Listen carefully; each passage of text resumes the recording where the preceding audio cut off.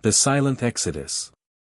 The Grand Assembly Hall of the Galactic Council floated in the void between stars, a monument to cooperation that had endured for 12,000 years.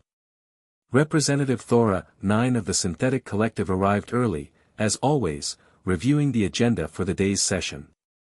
Trade regulations, mining rights disputes, and a proposal for expanded exploration zones.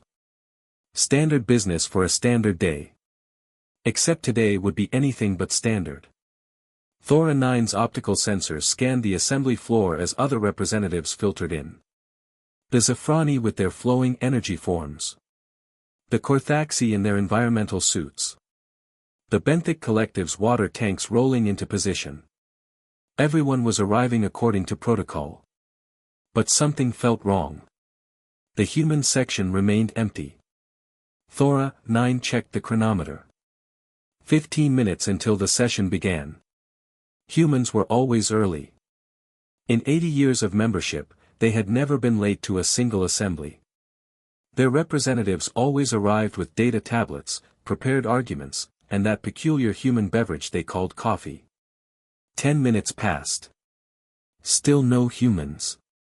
Ambassador Vrelk of the Korthaxi Empire noticed next.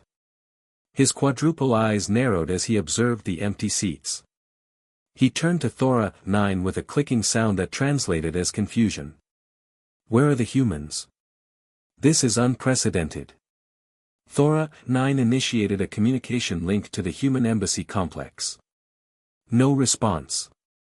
The synthetic being tried again, cycling through emergency frequencies. Nothing. Not even an automated reply.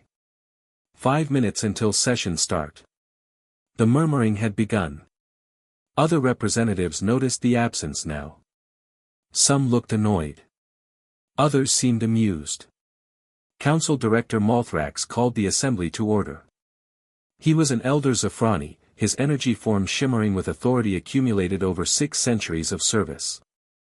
We begin today's session with an irregularity. The human delegation has failed to appear. Does anyone have information regarding this absence? Silence answered him. Very well. We shall proceed with the agenda and address this matter afterward. But Thora 9 could not focus on trade regulations. Something fundamental had shifted. The synthetic being accessed the Council's vast communication network, sending queries to every human installation in known space. Earth. The 37 colony worlds. The mining operations. The research stations. The trading posts scattered across 24 sectors. Every single query returned the same result, no response. Not communication failures. Not technical errors. Just silence, as if humanity had collectively decided to stop talking to the rest of the galaxy. Thora 9 interrupted the session. Director Malthrax, I must report a critical situation. All human territories are non-responsive. Every single installation has gone silent. The assembly erupted. Representatives spoke over each other, their various forms of communication creating chaos. Malthrax raised his energy tendrils, calling for order. Explain yourself, Thora 9. All human territories. That encompasses billions of individuals across hundreds of installations. Correct, Director. I have attempted contact with every registered human location. None respond. This occurred within the last 24 hours. Ambassador Vrelk's voice cut through the noise. Impossible. A species does not simply vanish. There must be a logical explanation. Equipment failures. Solar interference. Something. I propose we send verification teams immediately, Thora 9 said. We must investigate. The Council agreed. Within hours, ships were dispatched to the nearest human locations. What they found would shake the foundations of galactic civilization. But to understand what happened, one must look back 6 months earlier, to a moment when everything changed. Captain Elena Torres stood on the bridge of the survey vessel Pathfinder, studying data that should not exist. Her crew had been charting the outer veil, a region of space so remote that few species bothered exploring it. The resources were negligible, and the distance from major trade routes made it economically pointless. Humans explored it anyway because that was what humans did. They went places others found pointless, asked questions others found wasteful, and discovered things others would have missed. The Pathfinder had detected a derelict probe, ancient beyond measure. Its design matched no known species, and its power signature was so faint that only human sensors, calibrated for maximum sensitivity, could detect it. Elena's science officer, Dr. Marcus Webb, had spent 3 weeks decoding the probe's data core. What he found was extraordinary. "Captain, you need to see this." Elena crossed to the science station. Marcus pulled up a star chart unlike anything in Council records. "These are coordinates. A cluster of systems approximately 40,000 light-years beyond the galactic rim. The probe was sent from there, millions of years ago." "Sent by whom?" Elena asked. "Unknown. But look at this." Marcus enhanced the image. Dozens of star systems appeared, many with planets in habitable zones. According to the probe's data, at least 18 of these worlds can support human life without significant terraforming. Elena felt her heartbeat quicken. 18 worlds. Empty, unclaimed, beyond Council jurisdiction. "Marcus, this information stays on this ship. Tell no one outside the crew. Understand?" He nodded slowly, recognizing the implications. Elena sent an encrypted message to Earth, marked with the highest security classification. The message reached Admiral James Chen, head of the Human Colonial Authority, within a week. Chen read the report 3 times. Then he called a meeting that would change everything. The meeting took place in a secure facility beneath the Pacific Ocean. Present were representatives from every major human government, colony administrator, military leader, and the heads of humanity's largest corporations. 30 people who collectively spoke for 16 billion humans scattered across the galaxy. Admiral Chen presented the findings. "Ladies and gentlemen, we have discovered what may be our only opportunity for true independence. A habitable cluster beyond Council reach. Beyond Council taxation. Beyond Council restrictions." The room remained silent, processing the magnitude of what he was suggesting. Governor Sarah Mitchell of New Harmony Colony spoke first. "You're talking about leaving the Council entirely. I am suggesting we consider all options. The Council provides security, trade networks, shared technology," another voice argued. Chen pulled up economic data. "The Council takes 43% of our economic output in taxes and fees. They restrict where we can settle. They limit our fleet size. They veto our research proposals. They treat us as junior members despite humanity contributing more innovation in 80 years than most species have in millennia." "And what of those who wish to stay?" Governor Mitchell asked. "This would be voluntary. Anyone who wishes to remain in Council space may do so. But I believe, given the choice, most of humanity will choose freedom." The debate lasted 18 hours. In the end, the vote was unanimous. Humanity would leave. But it had to be done perfectly. If the Council discovered the plan early, they would stop it. Military force, economic sanctions, political pressure, the Council had many tools to prevent a mass exodus. So humanity did what humanity did best. They planned, they prepared, and they kept their mouths shut. Over the next 5 months, under the guise of normal commercial activity, the greatest migration in history was organized. Every human colony began building ships. Not warships that would attract attention, but cargo vessels, colony transports, and civilian craft. Thousands of them. Supplies were stockpiled quietly. Food, water, medicine, equipment. Every colony filled massive storage facilities, claiming they were preparing for potential emergencies. The Council noticed nothing unusual. Humans were always building things, always preparing, always planning. It was just their nature. The coordinates from the ancient probe were distributed through encrypted channels. Every human settlement received them, along with detailed instructions and a single date. Departure day. On Earth, Director Yuki Tanaka oversaw the final preparations. Every human on the planet had been given a choice, stay or leave. 92% chose to leave. The remaining 8% would maintain Earth's automated systems, keeping the lights on so the Council would not immediately realize what had happened. The night before departure day, Yuki stood in her office overlooking Tokyo. The city blazed with light, alive with activity. Tomorrow it would be nearly empty. She recorded a message, timed to broadcast 72 hours after humanity departed. To the Galactic Council. For 80 years, humanity sought partnership. We offered our innovations freely. We followed your regulations faithfully. We hoped for acceptance as equals. Instead, we found bureaucracy, condescension, and exploitation. We are not leaving in anger. We are leaving in search of something better. We are leaving to build a civilization where all voices matter equally, where innovation is not stifled by committees, where opportunity is not limited by arbitrary restrictions. Do not attempt to follow us. Do not attempt to bring us back. We go in peace, but we will defend our choice. Humanity thanks the Council for the lessons learned and wishes you well. But our path now lies elsewhere. Departure day arrived. Across human space, a coordinated exodus began. On Earth, massive transport ships descended from orbit. Families boarded with their possessions. Scientists carried their research. Artists brought their creations. Billions of people moving with purpose and order. On the colonies, the same scene repeated. Ships launched in waves, gathering at designated jump points. The human fleet grew larger every hour. In 96 hours, it was done.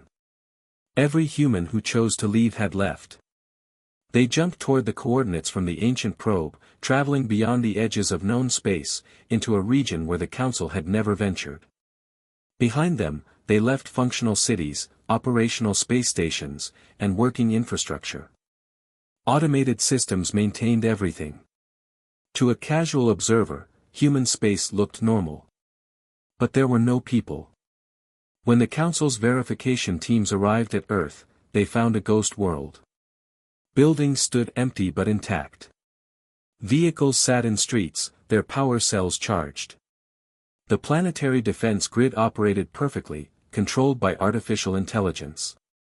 But of humanity's 11 billion Earth residents, only a few 100,000 remained, barely enough to be noticed on a planet-sized world. The same story repeated everywhere. New Harmony, empty. Proxima Settlement, abandoned. Kepler Station, operating on automatic. Humanity had vanished, leaving barely a trace of their departure. The Council teams returned with reports that sent shockwaves through the assembly. Director Malthrax addressed an emergency session, his energy form flickering with distress. Humanity has abandoned Council space. Approximately 16 billion individuals have departed to an unknown destination. They have left their infrastructure intact but taken all movable resources. We estimate this exodus was planned for months and executed with precision we did not believe possible.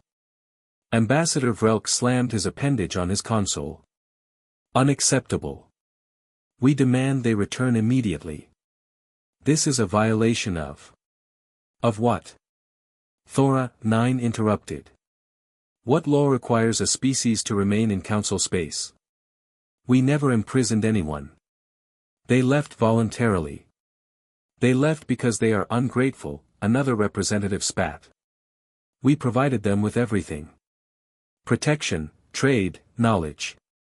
And took 43% of their economy in return, Thora, 9 observed. Perhaps we should ask ourselves why they chose to leave rather than blaming them for the choice. The argument raged for hours. Some called for pursuit. Others demanded sanctions against any humans who remained. A few, like Thora, 9, suggested that maybe humanity had valid reasons for departing. In the end, they discovered Yuki's message. The assembly watched in silence as she explained humanity's decision. When it finished, Director Malthrax spoke quietly. They are gone. Truly gone. Now we must address what this means for the Council. What it meant would become catastrophically clear in the following weeks. The first systems to fail were the simple ones. Human-designed traffic control algorithms that managed shipping lanes began producing errors. Without human maintenance, they degraded quickly. Then the fusion reactors started having problems. Humans had shared the designs freely, but many species had never fully understood the underlying principles. When maintenance was needed, there were no human engineers to call. Medical facilities discovered their diagnostic equipment malfunctioning. The devices used human-programmed algorithms that required regular updates. No updates were coming. Agricultural worlds faced disaster. Human terraforming techniques had made dozens of marginal planets habitable. Those systems required constant adjustment. Without human agronomists, crops began failing. The economic impact was immediate and devastating. Human trade routes had connected the galaxy. Human shipping companies had moved 60% of all cargo. Human banking systems had processed trillions of transactions. All of that stopped. Within 30 days, the Council faced economic collapse on a scale not seen in recorded history. And they were only beginning to understand how much they had depended on humanity. In the Assembly Hall, Thora 9 presented a report that quantified the catastrophe. Humanity represented 39% of our technological innovation, 48% of our problem-solving capacity, and 62% of our adaptability to new challenges. We did not value these contributions appropriately because they came from a species we considered young and inexperienced. We were wrong. Ambassador Vrelk, his pride shattered by collapsing Korthaxi military systems, asked the question everyone feared. Can we survive without them? Thora 9's optical sensors dimmed, a sign of deep processing. Eventually, perhaps. But we will lose decades of progress. Possibly centuries. We must adapt to provide for ourselves what humanity provided freely. The alternative is watching our civilization crumble. Director Malthrax made the decision that would define his legacy. We must find them. We must convince them to return. Not for their sake, but for ours. The Council needs humanity far more than humanity ever needed the Council. The realization came too late, but it came nonetheless. Humanity was gone, and the galaxy they left behind was discovering just how much it would miss them. Consequences and new beginnings. 3 months after humanity's departure, the Galactic Council convened in emergency session for the 14th time. The Grand Assembly Hall, once a symbol of unity and progress, now felt like a monument to failure. The empty human section served as a constant reminder of what they had lost. Director Malthrax reviewed the damage reports with growing despair. Every sector showed red indicators. Every economic forecast predicted further decline. The galaxy was hemorrhaging stability, and no one knew how to stop it. Report from the Zafrani Collective, announced Ambassador Lyss, her energy form flickering weakly. Our medical facilities are operating at 40% capacity. Human diagnostic equipment continues to malfunction, and our technicians cannot replicate the repair procedures. We estimate 3 million citizens will die this year from treatable conditions. The Assembly absorbed this in horrified silence. The Korthaxi Empire reports similar problems, Vrelk added, his usual aggressive tone replaced by something hollow. Our military fleet is grounded. 68% of our vessels relied on human fusion core designs. Without replacement parts or maintenance expertise, they are useless metal in orbit. We are defenseless. Thora 9 projected a holographic display showing the cascade of failures spreading across Council space. The situation worsens daily. Human agricultural systems are failing on 14 worlds.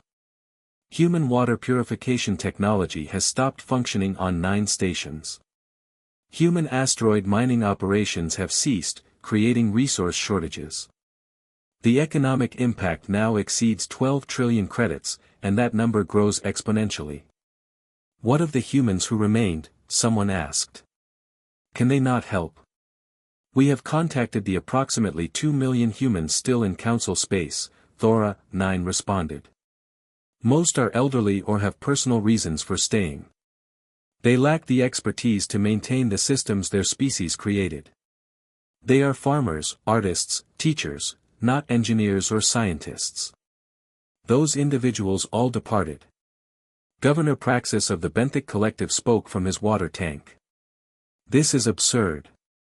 We are advanced civilizations. We have existed for millennia. How can we be crippled by the absence of one species that joined us merely 80 years ago? Because, Thora, 9 said quietly, in those 80 years, humanity wove themselves into every aspect of our society. They identified problems we did not see and solved them before we recognized they existed. They improved our technology, streamlined our processes, connected our worlds. We accepted these gifts without understanding their value or learning to maintain them ourselves. Ambassador Vrelk made a gesture of frustration. Then we must find them. We must bring them back. And if they refuse? Malthrax asked. No one had an answer.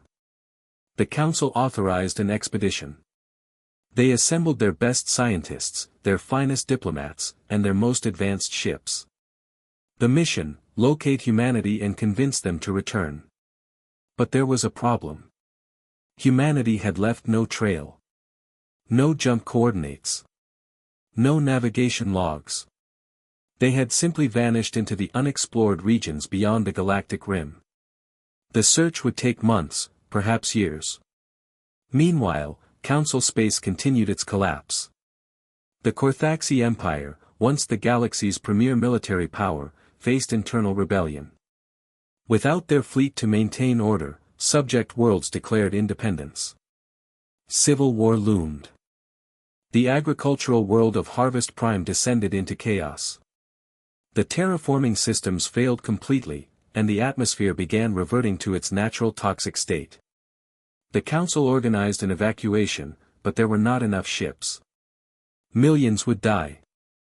Trade routes became hunting grounds for pirates who knew the council could no longer patrol them. Merchant vessels traveled in armed convoys or not at all. The free flow of goods that had characterized council space for millennia simply stopped. Species that had cooperated for centuries turned on each other. Old grievances resurfaced. Border disputes became military conflicts.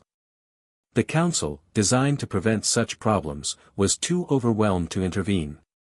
Thora, 9 watched it all with growing horror. The synthetic being had existed for 300 years and had never witnessed such systemic failure. The council was not just declining, it was disintegrating. While the council space collapsed, 40,000 light-years away, humanity was building something extraordinary. The ancient coordinates led them to a region they named the Horizon Cluster. 18 habitable worlds orbiting stable stars, separated by distances that made travel manageable with human jump technology. It was as if the universe had prepared this place specifically for them. Captain Elena Torres stood on the surface of the first world they settled. The planet reminded her of Earth before industrialization. Blue skies, clean oceans, vast forests, and plains that stretched to the horizon. They named it Liberty. Within weeks, the first permanent structures rose. Not hastily constructed shelters, but planned cities incorporating everything humanity had learned about sustainable living. Buildings that generated their own power. Gardens that produced food while beautifying the environment. Transportation systems that left no pollution. Admiral Chen coordinated the settlement of the other worlds. Each colony specialized in different areas. New Harmony focused on agriculture. Prometheus became the center for research and development. Concordia housed the arts and education. Each world was independent but connected, sharing resources and knowledge freely. Dr. Marcus Webb established the Horizon Institute on Prometheus, gathering the best scientific minds humanity had to offer. Without council restrictions on research, they made breakthroughs at an astonishing pace. "Look at this," Marcus told Elena during one of her visits. He displayed a prototype device on his workbench. "We've improved jump drive efficiency by 40%. The council regulations limited our research into spatial mechanics. They said it was too dangerous. Now we discover they were wrong, or perhaps they simply wanted to control who had access to faster travel." "What else have you developed?" Elena asked. Marcus grinned. "Gravitational shielding that makes our previous designs look primitive.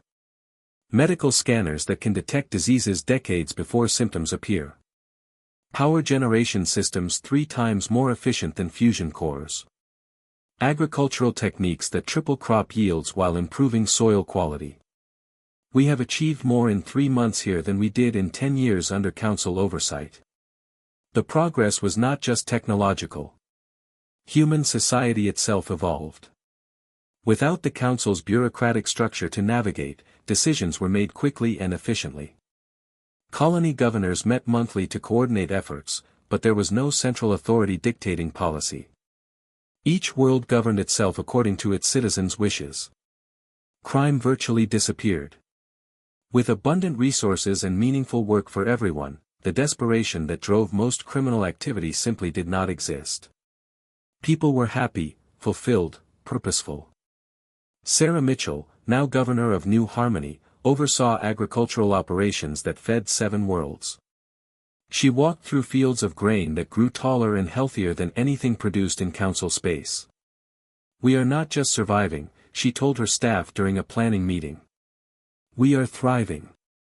We have built in 3 months what would have taken decades under the council. This is what humanity can achieve when we are free." But humanity's success in the Horizon Cluster was not solely their own doing. They were not alone in this region of space. First contact came on day 47 of the settlement. A ship appeared in orbit around Liberty, broadcasting on frequencies that human sensors barely detected.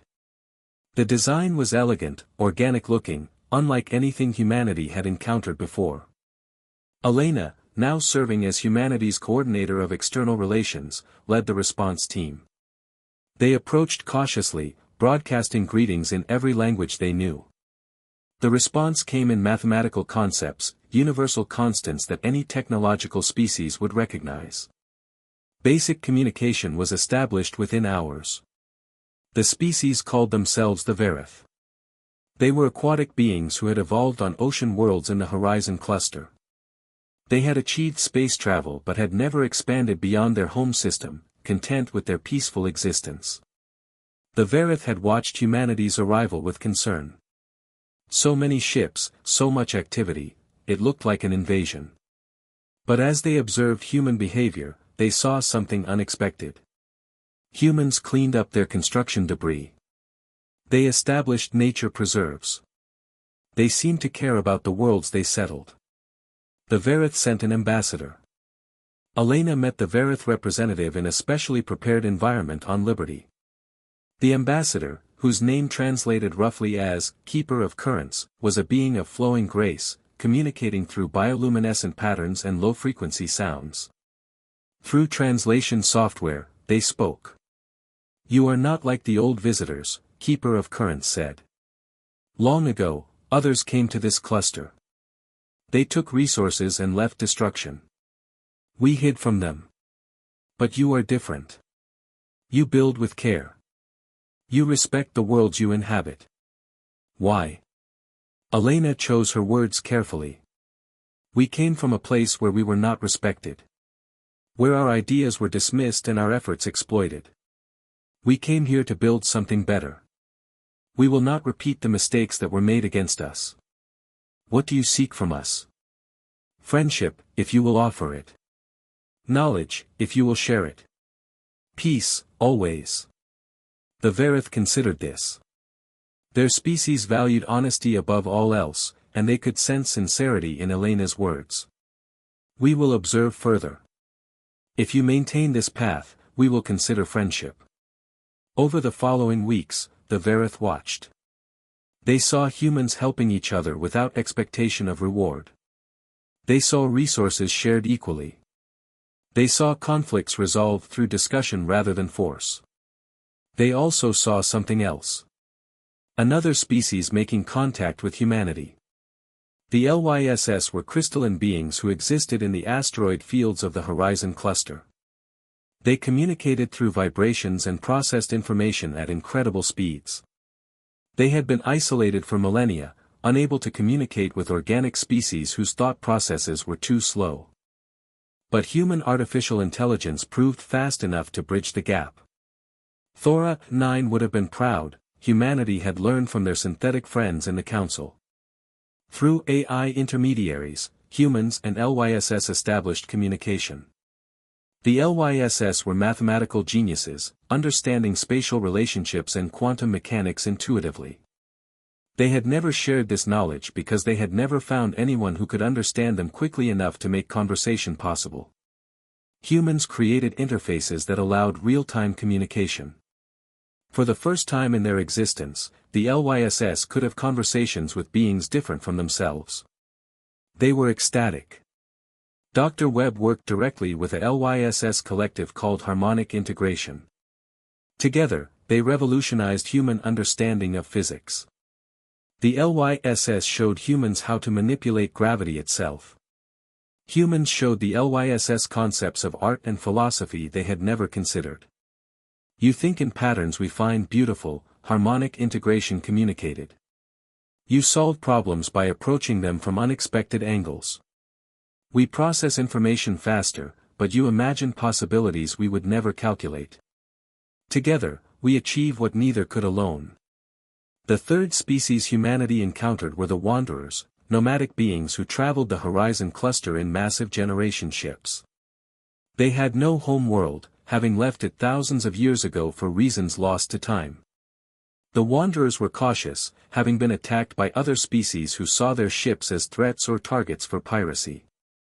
They observed humanity from a distance, expecting eventual hostility. Instead, humanity offered something unprecedented: sanctuary. Your ships are welcome at any human station, Admiral Chen broadcasted to the Wanderers. Take on supplies, make repairs, rest as long as you need. We ask nothing in return except that you share stories of your travels if you wish. The Wanderers could not believe it. Free resources. No demands. No attempts to control or exploit them. A delegation visited New Harmony. Governor Mitchell personally welcomed them, providing everything they needed and asking only about their culture and history. The Wanderers' leader, an ancient being called the Archive Keeper, met with the Human Leadership Council.